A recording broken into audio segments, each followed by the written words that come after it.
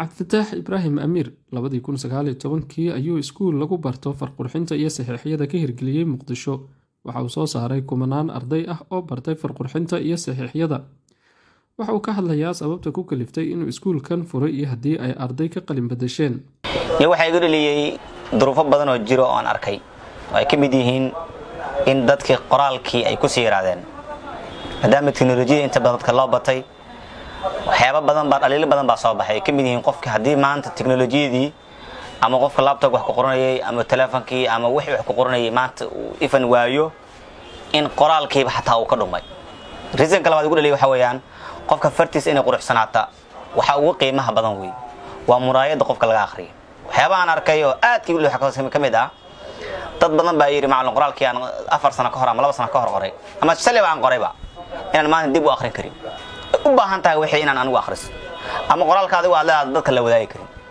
طبعا anigoo og baahiyaas inay jiraan ayaa waxaan aasaasnay akademiyadan alxamdulillah maanta arday badan baa ka aflaxday oo dal iyo dibad ku nool oo ku noolay fartooda quruxda badan. arday waxaa jirto fara badan oo hataa hebel iyo hebel hadda aan ku dhihi karinba macna cadadkooda farahay ka bateen. qof kasta oo halkaan dhameeyo akademiyada waxaan ku bogaadiyaa in qofka ugu dhow u dhigo iskuulba ma aha baata qofka ehelkaaga ka bilow saaxiibada ka bilow qof kasta oo halkaan wax ka barto waxaan ku bogaadeen in bulshada si baraan. Qadar Cali oo aanu la kulanay xilli ay xiisada ku jirtay ayaanu weydiinay muddada ay casharada qaadanayso iyo haddii uu isbedel ku yimid habka qoraalkeeda. akademiyada farqurxinta Ustaad Amiir waxaa ku soo biiray 13 bishii Juun sanadkan gudihiisa.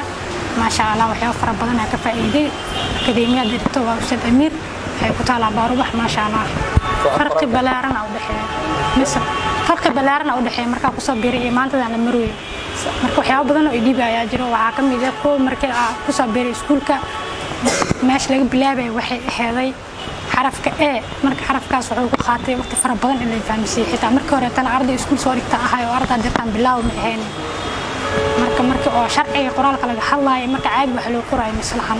Cabdiraxmaan Bashiir wuxuu ka mid ahaa ardadii ugu horeysay ee farqurxinta iyo saxiixyada ka barata iskuulka Amiir.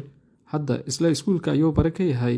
waxaan weydiiyay sida ugu dhalatay wax ka bedelida farqoraalkiisa. Iskuulka horta waxa soo biiray 2019 aakhirka soo biiray alxamdulillah maantana heer fiican gaaray oo maantana macluumaadka xarun ka shaqada kamid ahba maalinta kamid ah ma sha Allah farq aad u dhaxeeyo oo wal dareem kara qof marka isbedel ku dhacdo fartii hore aan qoro jiray maba ana wala boo jiray laakiin maanta isbedel aad u weyn ay dareem bulshada waxa leeyahay insha Allah fartaada qurxi waa qayb kamid ah noloshaada.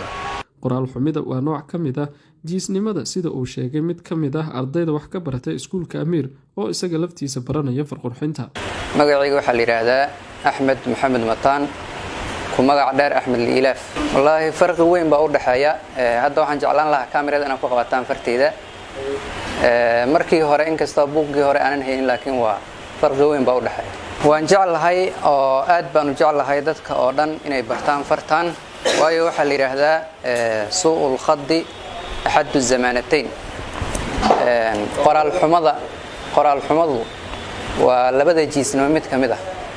jiisnimadan caadiga ah qofku ku dhasho iyo midda qoraalka mid daaway leedahay oo midda hadda qoraalka daaway leedahay laakiin midda kale inta badan daawo ma